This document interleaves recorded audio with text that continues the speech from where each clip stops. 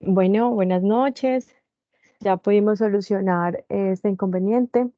Me presento, mi nombre es Mayra Alejandra Velázquez, soy médico de la Universidad Autónoma de Bucaramanga y el día de hoy vamos a hablar sobre pelo y sus patologías asociadas. Lo más frecuente es hablar de alopecia. Les agradezco mucho por estar el día de hoy aquí presentes. Realmente entiendo que es viernes, inicio de fin de semana, son las 8:10 de la noche. No es fácil para muchos de pronto estar aquí, pero bueno, vamos a hacer este esfuercito que luego veremos la retribución. Entonces, ujú.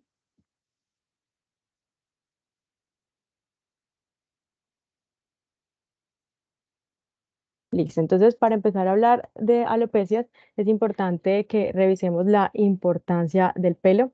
El pelo es una estructura importante de los anexos cutáneos y cumple con múltiples funciones, tanto fisiológicas como inmunológicas, y es un gran influyente en la parte psicosocial humana. Eso es algo muy importante porque realmente un cuero cabelludo saludable y libre de problemas contribuye a reducir el estrés, además que disminuye también como cuando se tiene un pelo cabelludo saludable hay menos preocupación, de pronto por problemas de tener algún tipo de incomodidad como picor, resequedad, y eso va a generar disminución de la ansiedad en los pacientes. Por el contrario, si se tiene alguna alteración a nivel del cuero cabelludo, pues vamos a tener pacientes muy ansiosos que están preocupados por su presentación personal y eso pues claramente va a influir en su calidad de vida.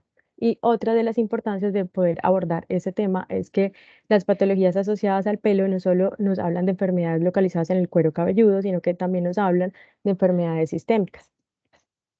Eh, es importante que nosotros sepamos que tenemos aproximadamente 5 millones de folículos en toda la superficie corporal y cerca de 100.000 folículos están en el cuero cabelludo, en diferentes fases o ciclos que ahorita lo vamos a ver más adelante.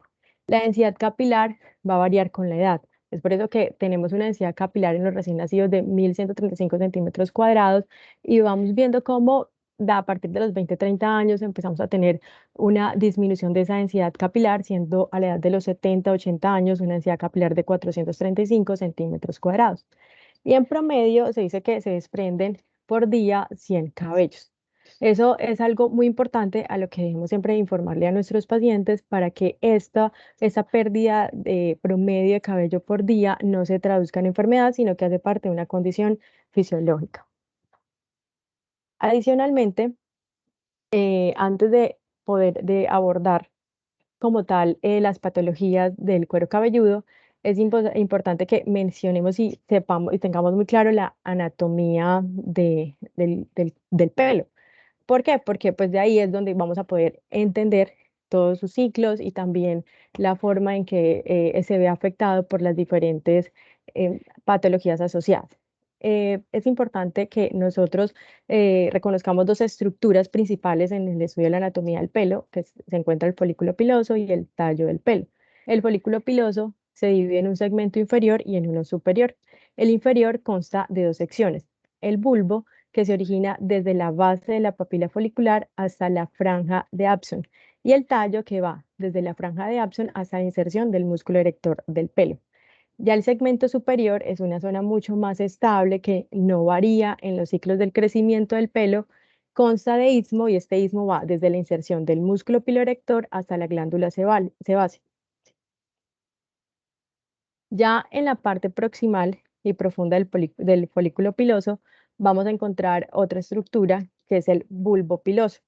Esta porción es la porción encargada de producir el pelo e incluye células de la papila dérmica, fibras nerviosas y de la asa capilar, y se distinguen dos regiones: una que es la porción inferior, que contiene células indiferenciadas, y una parte superior que contiene células indiferenciadas, la porción inferior, y la parte superior, células diferenciadas.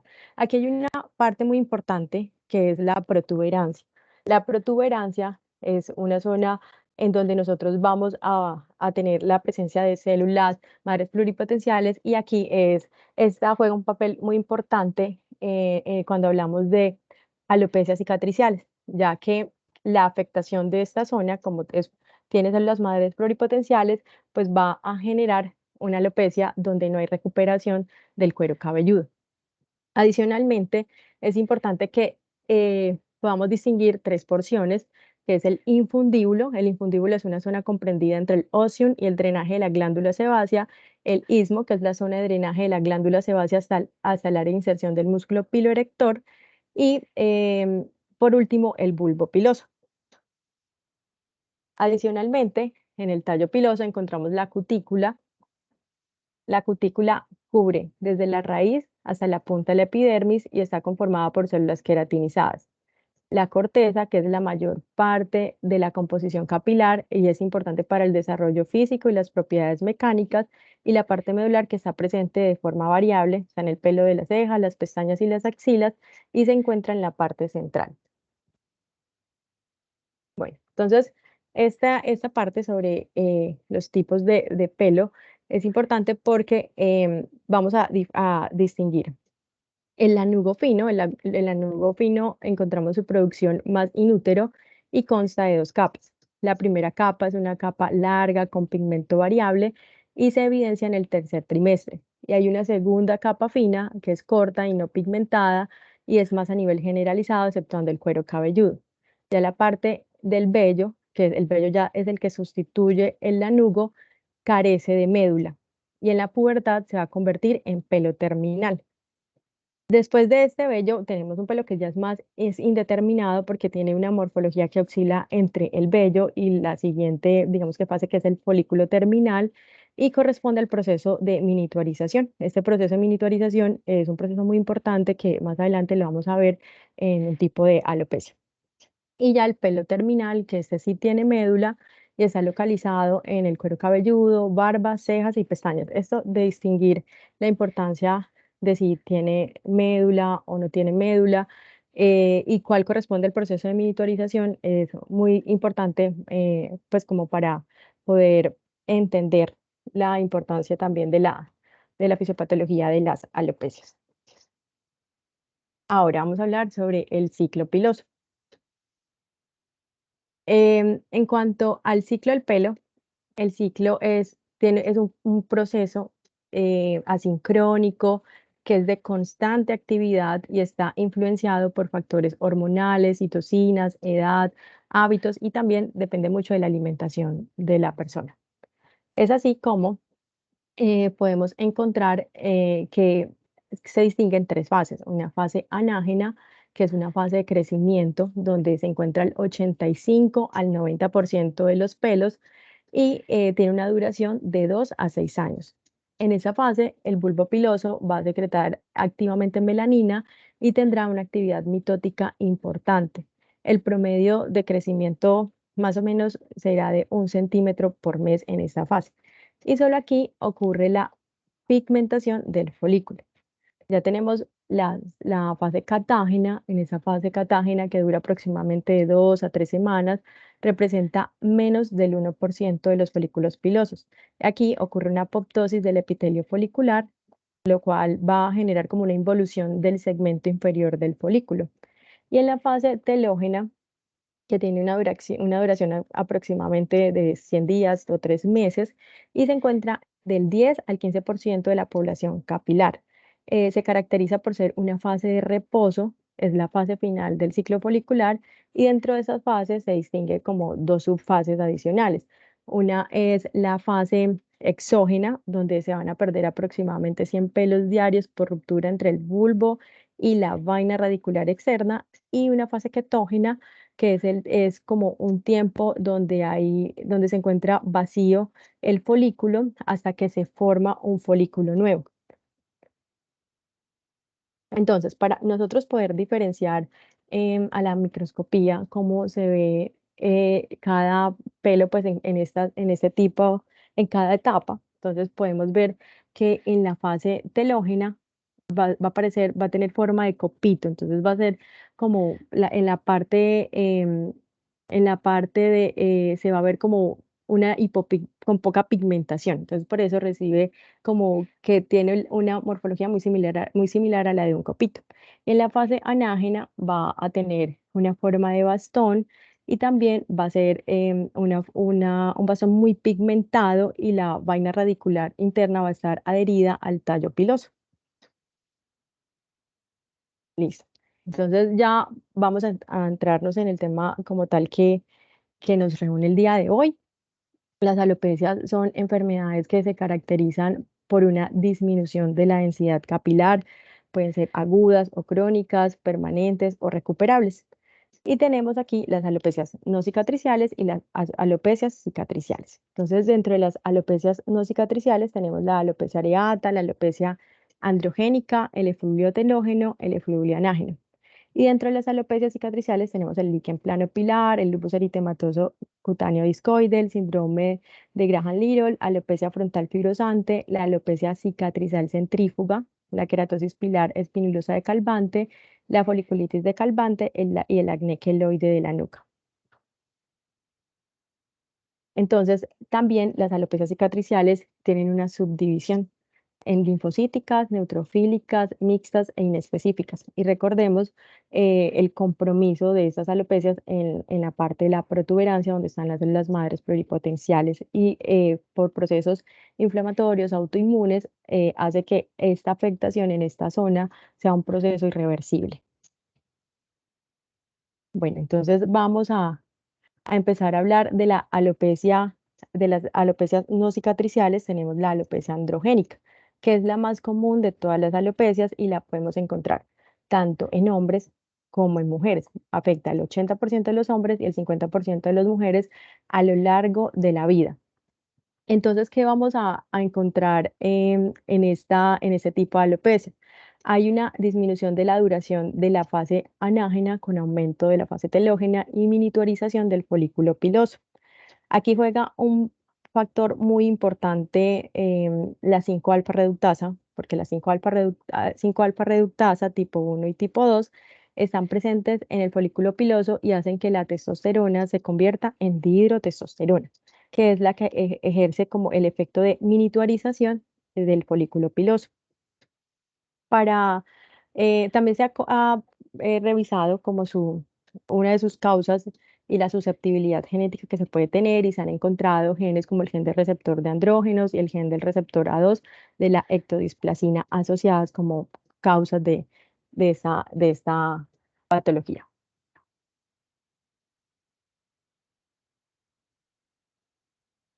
Listo. Entonces, como hablamos que es frecuente tanto en hombres como en mujeres, hay que distinguir estos dos patrones. El patrón femenino, vamos a encontrar una disminución en la densidad capilar en la zona frontoparietal. Es frecuente que en estas pacientes encontremos seborrea y adelgazamiento de los tallos pilosos. Ahorita vamos a conocer como los signos a la tricoscopía, y vamos a encontrar adicionalmente signos de hiperandrogenismo. Para evaluar la severidad, se ha establecido la escala de Ludwig, y digamos que también vamos a encontrar otra escala en el patrón masculino.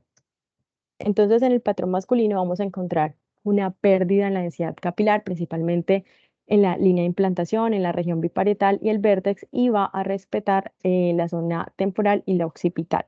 La escala de Norwood-Hamilton es la escala donde se va a revisar la severidad de este patrón masculino. Bueno, entonces a nivel de la tricoscopía vamos a observar la presencia de anisotricosis. La anisotricosis es cuando como el cabello se presenta con un grosor diferente. Vamos a encontrar también las aperturas foliculares y la presencia como de unas manchas amarillas, que son es por presencia de acúmulos de grasa en esta zona. El diagnóstico Para el diagnóstico se tiene en cuenta esos hallazgos de la tricoscopía, también toda la parte de la clínica para poder como establecer el diagnóstico, y para el manejo es con minoxidil tópico oral, es la base fundamental del tratamiento, y como tiene el nombre de androgenética, tenemos que determinar siempre el patrón genético, por lo cual es un tratamiento paliativo llevado a largo plazo, porque al suspender el tratamiento generalmente vuelve y comienza el proceso. Entonces es importante que nosotros podamos como darle esa sugerencia al paciente de no suspender el tratamiento, de estar siempre pendiente de cómo va también el proceso, para que entienda que realmente es un tratamiento que se debe llevar a largo plazo. También se puede utilizar finasteride, dutasteride. En mujeres podemos utilizar espironolactona, no en hombres, porque recordemos que se asocia a ginecomastia. Y es importante también que pues que tengamos otras opciones también para ofrecerle al paciente, como la fototerapia de bajo nivel y la cirugía de implante capilar que ya es realizado por el especialista. Listo, vamos a hablar de otro tipo de alopecia no cicatricial. Encontramos la alopecia, Mira, así, ya, ma- doctora. qué pena. Bueno, entonces, como para complementar, me encantan, lo has hecho súper bien, me encantan las alopecias. Em, En cuanto a las escalas que se han usado, van a encontrar muchas. Sin embargo, a la tendencia ahora, por ejemplo, en la de mujer, es usar más la de Sinclair para que la busquen. Es incluso más fácil de mirar según las imágenes. Entonces, el de Sinclair es como la que se prefiere en mujeres y la de Norwood sí es la que se prefiere pues como en hombres. Es muy importante lo que dijo Mayra porque en cuanto a la distribución, porque muchos dicen, ay no, en una mujer tenés una alopecia androgénica miedosa porque le vieron las entradas pronunciadas, pero no necesariamente no es por las entradas. Recuerden, como dijo ella, que la alopecia androgénica en las mujeres es en la parte parietal. Espérame, yo miro, en la parte parietal, en esta partecita. Entonces, el hecho de que tenga las entradas prominentes no quiere decir que es una alopecia androgenética. Uno piensa más bien en un efluvio, ¿cierto? Pero siempre mirar esta parte. Y lo de los hombres, ahí sí mirar entradas y mirar la coronilla. Aunque hay hombres que pueden hacer patrones femeninos. Listo, entonces si ven un hombre que está haciendo como el desteche acá, entonces mirar y revisar y si hay duda, porque hay otros tipos de alopecias que pueden dar ese patrón parecido, pero las mujeres, los hombres pueden tener un patrón femenino. Tres, si ustedes tienen duda de qué tan despoblada sea la persona, van a partir el cabello en toda la mitad y van a comparar el grosor de la raya de acá con el grosor de la raya occipital. La parte occipital siempre va a ser el control sano de su paciente. Entonces, dependiendo, si ustedes ven una raya aquí más gruesa, como más despobladita, más amplia, y aquí más cerradita, el paciente ya está empezando con una androgénica. Eso es muy importante para que lo diferencien. Y con respecto al tratamiento, totalmente de acuerdo.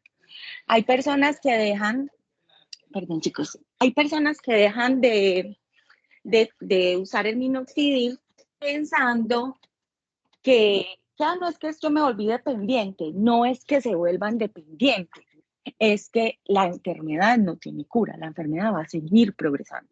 Eso se lo tiene que explicar al paciente, porque el paciente se ve con medio pelo y ya lo dejan. Y como dijo Mayra, va para abajo el pelo. Entonces, y otra cosa que está pasando mucho es que muchos están viajando para Turquía, para Israel, para toda esa parte por allá, a hacerse trasplantes de pelo, pero los médicos de allá les dicen que pueden parar todo el tratamiento. Eso jamás. Así el paciente tenga un trasplante de pelo, debe seguir con su minoxidil o con el finasteride o dutasteride, pero es muy importante que lo siga porque si no también va a perder el trasplante. Eso sería como lo que quería adicionar ahí. Gracias, Mayra.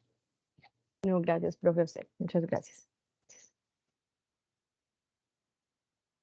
Listo, entonces ya vamos a hablar acerca de la alopecia areata, que hace parte de otra alopecia no cicatricial. Es muy frecuente en consulta de medicina general y dermatología, más frecuente todavía en niños, en un 60% se presenta antes de los 20 años y en el 5% tiende a evolucionar a un tipo de alopecia areata, que es la total, y en el 1% a universalis, en donde vamos a tener una pérdida completa de los folículos en la superficie corporal. Tiene una causa multifactorial con etiología autoinmune, generalmente desencadenada por linfocitos TCD8 y generalmente hay antecedentes familiares y el estrés hace parte como de un disparador de la enfermedad. Entonces, vamos a conocer como una clasificación. Generalmente se presenta como placas únicas, son placas alopécicas únicas que tienden a ser como redondeadas en forma de moneda, que pueden ser múltiples o únicas y no solamente se presentan a nivel del cuero cabelludo, sino que también la podemos observar en zonas como en la barba. Tenemos también la totalis, con pérdida completa de los tallos pilosos, tanto del cuero cabelludo como cejas y pestañas. La universalis, donde está toda la superficie corporal, es en toda la superficie corporal, y hay que diferenciar como entre el patrón opiación y el patrón Cisaipo. Entonces, el patrón opiación tiene un patrón en banda en la región occipital, mientras que el patrón Cisaipo es una pérdida en el vértex, en la parte occipital y regiones parietales. Es importante que nosotros también busquemos en otras zonas del cuerpo como afectaciones, porque no solamente vamos a encontrar en la alopecia areata compromiso a nivel del cuero cabelludo o de zonas como la barba, sino que también vamos a encontrar que esos pacientes generalmente tienen caída de pestañas, van a tener distrofias ungueales y la presencia de pits o hoyuelos a nivel de las uñas. Y a nivel de la tricoscopía vamos a encontrar puntos negros, pelos rotos y también un signo muy característico que son los pelos en signo de exclamación, muy característico de la alopecia areata. Y también es importante que nosotros sepamos las comorbilidades asociadas con la alopecia areata, son varias y en un 28% de estos pacientes tienen enfermedad tiroidea autoinmune no diagnosticada asociada. Entonces, siempre como parte del abordaje inicial de esos pacientes es importante que veamos un perfil tiroideo dentro de otros que ya ahorita se los voy a mencionar. También las personas con dermatitis atópica, las personas altamente atópicas como rinitis alérgica, dermatitis atópica, asma, tienen el doble riesgo pues mayor que el de la población general de desarrollar una alopecia areata.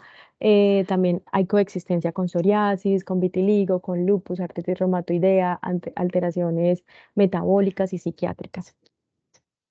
El tratamiento, bueno, como parte del enfoque ya les había dicho que en un 28% hay que descartar siempre alteraciones tiroideas, pero también hay que solicitarle a estos pacientes perfil lipídico, glicemia en ayunas, concentración de insulina, vitamina D, vitamina B12.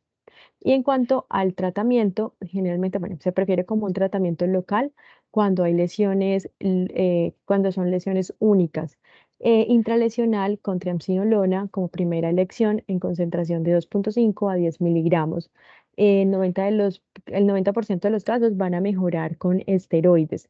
Y también está la propuesta de utilizar tacrolimus al 0,1% 2 veces al día, también esteroides sistémicos en pulsos y están también los inhibidores de la JAK quinasa. El pronóstico de la enfermedad realmente es impredecible. Siempre hay que revisar como factores desencadenantes, realizar seguimiento y dar recomendaciones a los pacientes para consultar cada vez que vea una nueva lesión, pero generalmente en el 40% de los casos reciban en el primer año. Entonces es importante que nosotros podamos establecer cuáles son como factores que encontramos en el paciente que nos pueden dar criterios de mal pronóstico, que el paciente como que no va a tener un buen éxito o sí, como nos vamos a encontrar un resultado satisfactorio con el tratamiento que iniciemos. Uno de esos son que encontremos el patrón ofiáceo, la alopecia areata total universalis, la presencia de alteraciones ungulares, que sea de aparición en la infancia, recidivas frecuentes, son factores que se asocian a mal pronóstico dentro de la alopecia areata. Vamos a hablar ahora del efluvio telógeno. Ay, ya, perdón. Sí, profe.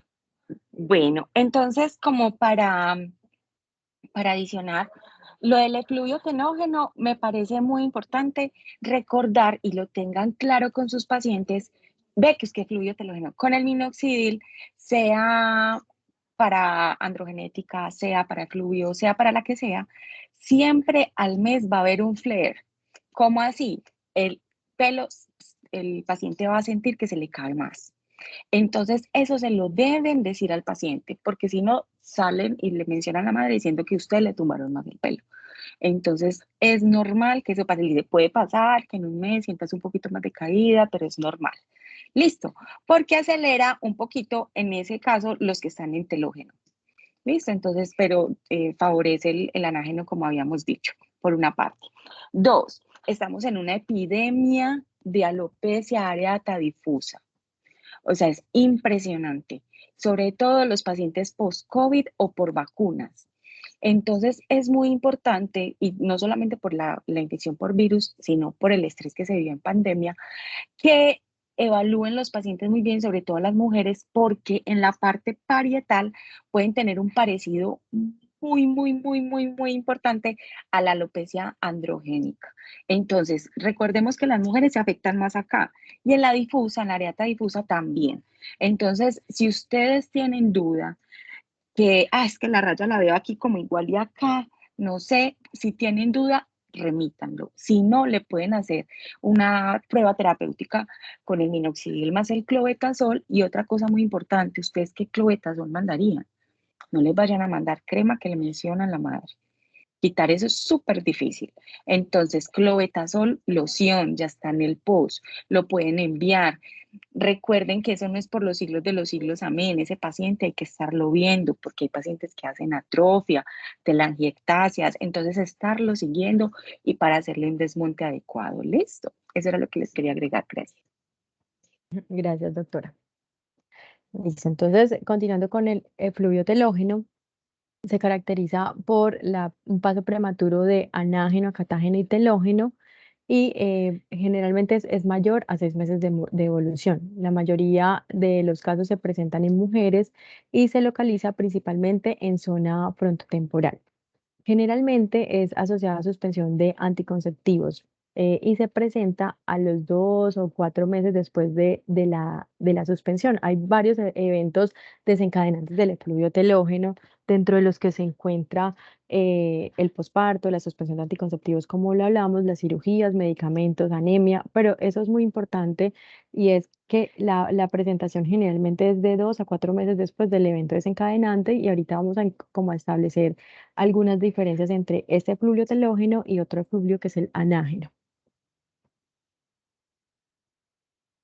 En cuanto al tratamiento, es importante siempre identificar la causa porque generalmente siempre hay como una alteración emocional o un evento desencadenante, como lo mencionamos, pero es importante que nosotros hablemos con el paciente para que el paciente tenga claro que es un evento autorresolutivo y por eso, pues como que hay que revisar muy bien que las alternativas de tratamiento pues teniendo en cuenta este efecto autorresolutivo. Vamos a solicitarle a estos pacientes TSH, ferritina y se le puede dar también suplementos de hierro si la ferritina es menor de 70. ¿Por qué como que esta aclaración? Porque para poder tener como integridad del pelo y de las uñas y un crecimiento del cabello, se requieren valores de ferritina superiores a 70. Pero también se puede utilizar solución tópica de minoxidil del 2 al 5%. Eh, ya continuando con el efluvio anágeno, aquí vamos a encontrar es una alteración en la matriz que determina una interrupción en la fase anágena. Recordemos las características de ese pelo en fase anágena, que generalmente va a ser en forma de bastón pigmentado, que es una forma en la que vamos a diferenciarlo también del efluvio telógeno, donde vamos a encontrar como ese pelo en forma de copito, que va a ser más bien con hipopigmentación. Entonces, generalmente aquí también va a haber un evento desencadenante por lo más frecuente es que sea asociado a la quimioterapia, al inicio de quimioterapia, aunque también se ha asociado a otras alteraciones como también el uso de vincristina, doxorubicina y también se ha asociado al pénfigo vulgar. Aquí, la diferencia con el efluvio telógeno es que se va a desencadenar 7 a 14 días después del factor desencadenante, en el otro va a tener una evolución mucho más larga. Causas asociadas, como les estaba mencionando, quimioterapia, radioterapia, la intoxicación por metales pesados, alteraciones hormonales, déficit de zinc, biotina, hierro, vitamina C. Entonces, espera que quiero que revisemos esta imagen. Aquí vamos a encontrar un paciente con una pérdida de pelo difusa, con como del 80 al 90% de los tallos pilosos y muy probablemente vamos a encontrar los hallazgos que mencionamos a la tricoscopía del pelo en forma de bastón con pigmentación. Y aquí como una tablita para poder establecer esas diferencias entre el efluvio telógeno y el anágeno. Entonces, como estaba diciendo y les he repetido en varias ocasiones, el efluvio telógeno va a tener una instauración de 2 a 4 meses, mientras que la fase anágena, el efluvio anágeno, perdón, va a tener una instauración en la primera semana o hasta la cuarta semana. El porcentaje de pérdida de cabello en el efluvio telógeno es del 20 al 50% y en el efluvio alágeno es del 80 al 90%. Ya hemos, como mencionado en varias ocasiones, las características de ese pelo, cómo se va a observar, y el tallo piloso en el efluvio telógeno va a ser normal, mientras que en el efluvio anágeno va a ser angosto o fracturado. Continuando con las alopecias no cicatriciales, nos encontramos con la alopecia. Sí, Ay, ya, perdón. Entonces, en cuanto al efluvio telógeno, es muy importante y también hay una epidemia por esto, por COVID, tanto la infección como la vacunación. Y es un efluvio marcado, o sea, las personas quedan casi calvas. Eso por una parte. Lo segundo, se van a acordar de mí cuando llegue el paciente con la bolsa de pelos en la mano. Ellos recogen los pelos y le llegan a usted con la bolsa. Mire, doctora, todo lo que se me cayó. Es muy impresionante porque es mucha cantidad. Importante lo que dijo Mayra, decirle al paciente que así como se le cae, le va a volver a salir, porque si no se va a volver un ciclo vicioso de que me estreso y más se cae, por una parte. Con el efluvio anágeno y el efluvio telógeno, es importante recalcar en el telógeno que hay unos agudos, sin embargo, hay personas tan de malas que les dura más de 6 meses. Eso ya se llamaría un efluvio telógeno crónico. Y a ese es al que más pila le tengo que poner a buscar causas, ¿cierto? Hay personas que nada más le mandan el hemograma y quedan tranquilos. No, siempre manden la ferritina, porque tienen una hemoglobina perfecta, pero la ferritina baja. En cuanto al anágeno, recordar que también los inmunosupresores tipo metotrexate da mucho fluido anágeno. Entonces siempre pregunta los medicamentos que tenga. Siempre. Listo. El ácido valproico también, el litio también da anágeno, que son muy comunes. Gracias, Mayra.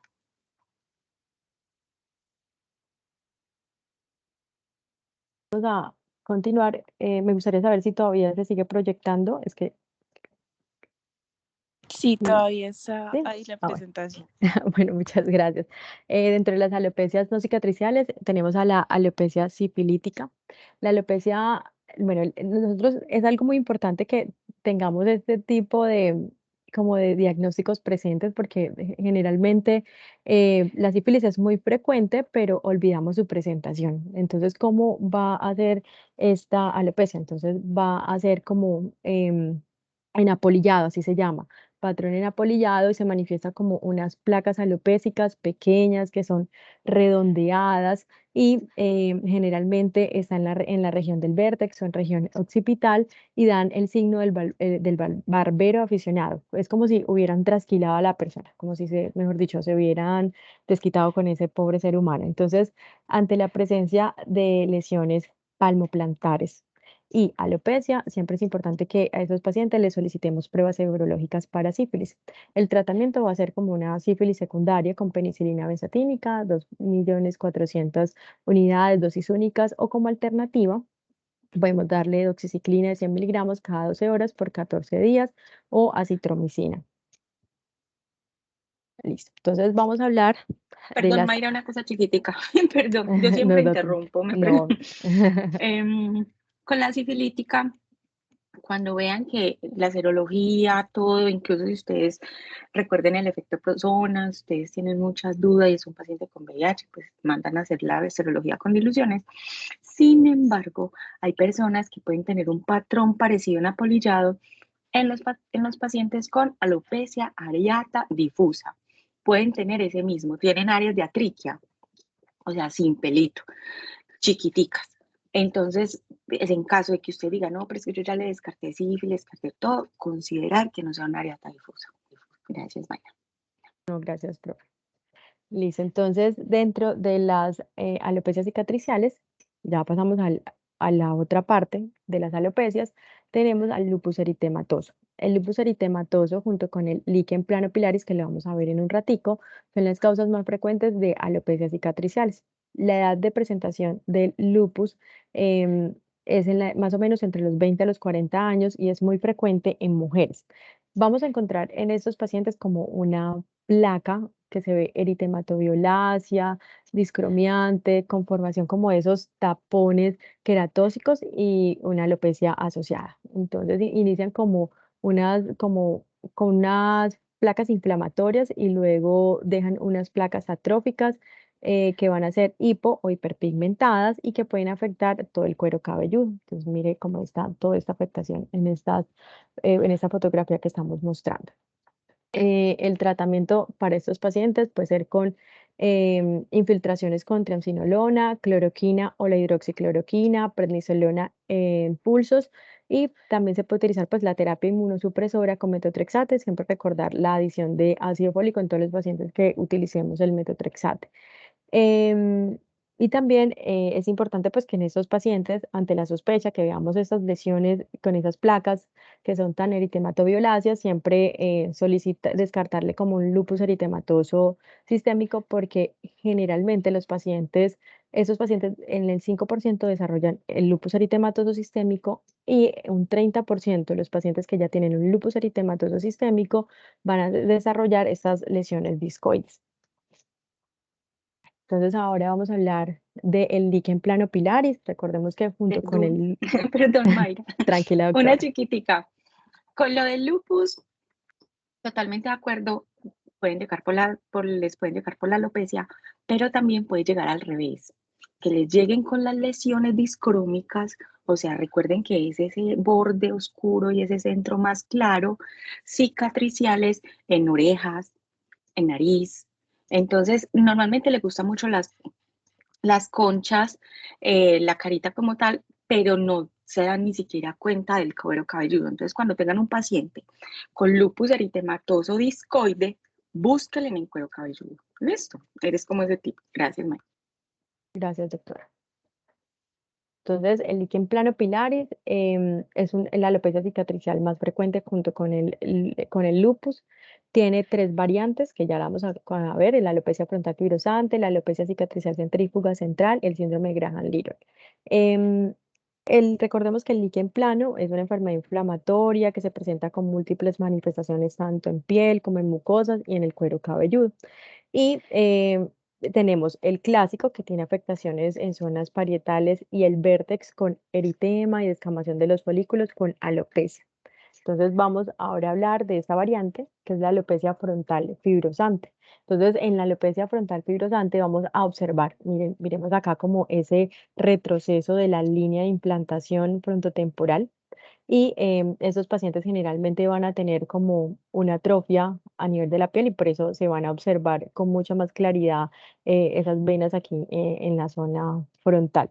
Adicionalmente, en estos pacientes vamos a tener a la tricoscopía, como ese eritema violáceo alrededor de los folículos pilosos con descamación, produciendo áreas de alopecia, como se ve en esta zona.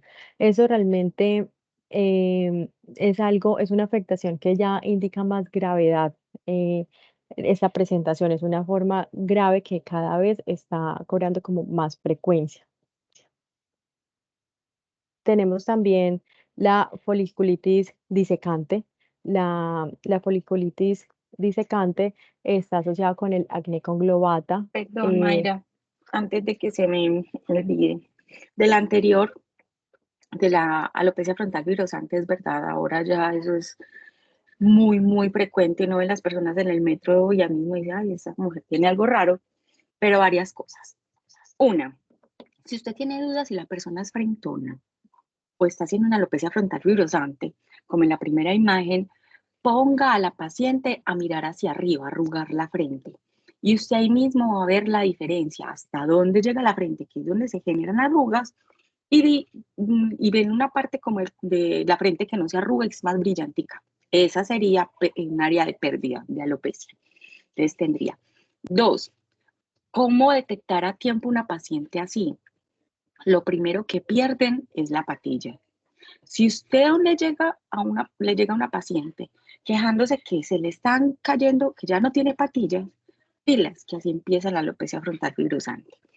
Y también puede afectar las cejas, incluso pueden empezar las cejas para que también les pongan cuidado con eso, pero a diferencia, por ejemplo, de una areata, se ve un poquito más descamosita, más rojita. Y lo último es que también pueden presentar pápulas faciales. ¿Cómo así que pápulas faciales? En esta partecita empiezan a hacer unas lesiositas pápulas como pequeñitas, por ahí de 3 milímetros, eucrómicas, que se van agrupando como en esta parte. Si usted ve eso, más pérdida de patilla, esa paciente tiene una alopecia frontal pilosa. Gracias, perdón. Gracias, doctora. Bueno, recordemos también cómo revisar otras lesiones típicas del líquen. Recordemos que el líquen se presenta también con las P, que son las pápulas planas, poligonales, pruriginosas, purpúricas, y generalmente también tiene afectación de las uñas con onicorexis. Entonces, ahora sí, vamos a hablar de la foliculitis disecante. La foliculitis disecante está asociado con el acné conglobata y la adenitis supurativa en la tetrada de obstrucción folicular. Se presenta en hombres de entre los 18 a 40 años, generalmente en raza negra. Genera prurito y ardor y se ven esos nódulos eritematosos que pueden ser fluctuantes y generar como trayectos fistulosos, generalmente en el vértex y en zonas occipitales. Y pues complicaciones como esta, que pues son como cicatrices queloideas, hipertróficas, que ya realmente pues son unas complicaciones muy dramáticas. Em, Se han descrito múltiples tratamientos. Se ha dicho que, bueno, es como una tabla donde dice todos los tratamientos, pero como para resumir, cuando hay nódulos escasos, esos se pueden drenar, esas lesiones purulentas, también se pueden hacer infiltraciones con triazonolona en fases agudas, se puede utilizar la isotretinoína oral a dosis de 20 miligramos al día y en fases inflamatorias también se propone adicionar trimetopensulfametoxazol cada 12 horas. Siempre es importante, esos pacientes deben ser remitidos a tiempo para dermatología, para evitar como estas complicaciones tan fatales. En el acné queloideo de la nuca, se presenta entre los 14 a 25 años de edad. Es también una alopecia cicatricial, es frecuente en hombres y es desencadenada generalmente por traumatismos o rasurados frecuentes. Entonces, se presentan también en personas de raza negra y se observa que el cabello es como si se encurvara otra vez y penetrara a la piel y genera una reacción inflamatoria de cuerpo extraño que genera pues como tal la cicatriz queloide. Se generan esas pápulas eritematosas que son duras al tacto, que pueden tener pústulas con cicatrices como redondeadas, queloideas en el área de la nuca, eso específicamente en el área de la nuca. Entonces, como tratamiento para estos pacientes, es importante que hagamos prevención, entonces que eviten el rasurado, zonas de trauma, y en fases inflamatorias se le puede adicionar retinoides tópicos y en fases avanzadas isotretinoína. Entonces, ahorita me gustaría como compartirles son poquitas preguntitas que les traigo como para hacer un repasito de lo que estudiamos, son las preguntas que últimamente han salido en exámenes de residencia, entonces, pues, Mira, antes pues, de que empieces, una cosita con respecto a estas neutrofílicas. Es muy importante una cosa, unos truquitos. Entonces, de la celulitis disecante, vamos a ver, a sentir que el paciente tiene como unas áreas flogosas. Se le dice como flogosas, es como si fueran, e incluso usted la oprime y sale como pus. Puede que sí, puede que no, o usted sienta como que eso está adentro con líquido, ¿cierto? Esa es una parte.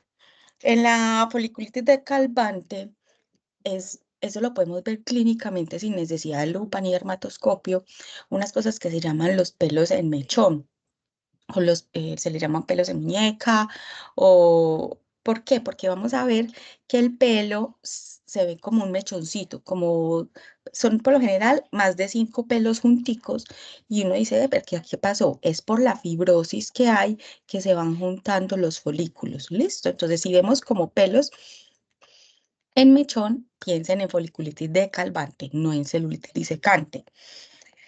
Normalmente las dos son cicatriciales. Sin embargo, si cogemos una celulitis disecante a tiempo, este afecta más el bulbo, mientras que la foliculitis decalvante afecta más donde está el promontorio, donde están las células madre. Entonces, si yo cojo una celulitis disecante a tiempo, antes de que esa inflamación me suba al promontorio, puedo hacer que ese paciente no quede con cicatrices, porque va a ser reversible. Mientras que la foliculitis decalvante, como afecta directamente donde están las células madre, esa sí es más difícil, pues obviamente que sea reversible. Pero la idea es cogerlo cuando no afecte tanto. En la foliculitis decalvante, chicos, abran los ojos porque a veces se nos pasan pensando que son foliculitis por malacesia, que empiezan a hacer como barritos en el cuero cabelludo. Ah, normal, una foliculitis por malacesia o por áureos. Si usted le mandó su ácido fusídico o le mandó su champú de ketoconazol o de sulfuro de selenio y el paciente mejoró, bien, pero dígale, si y eso persiste, o usted ve que se llena más o que le empieza a dejar cicatrices, consulte nuevamente que no se les esté escapando una foliculitis decalvante. Ya eso era como lo que tenía. Ahora sí, gracias por todo.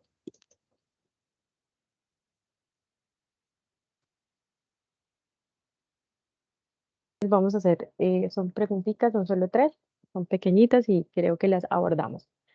Pueden de pronto, no sé, si quieren hablar o escribir por el chat. No hace parte de las alopecias cicatriciales. A, la alopecia frontal-pirosante. B, el líquen plano pilaris. C, el efluvio anágeno. D, acné queloide de la nuca. No sé quién se anima.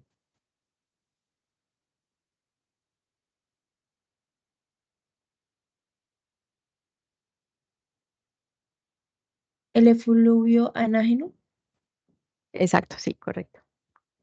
Recordemos como la clasificación, que la vimos, espérame, a ver si puedo estar un poquito más hacia atrás.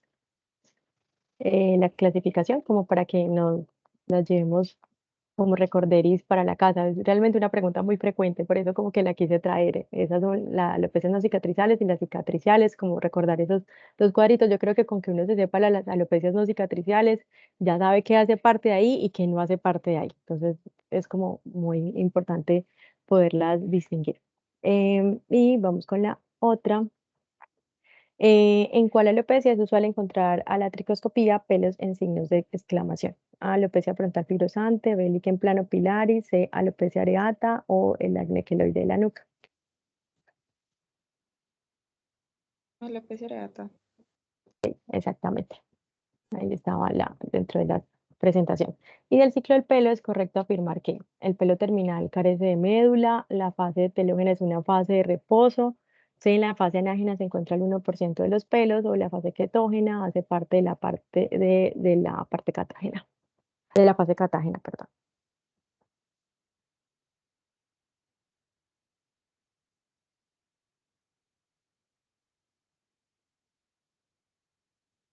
¿Quién se anima? Recordemos aquí como el ciclo y dentro de este.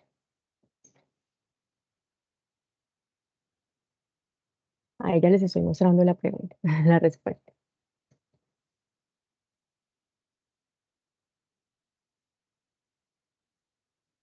Entonces recordemos siempre que la fase anágena realmente es una fase de crecimiento.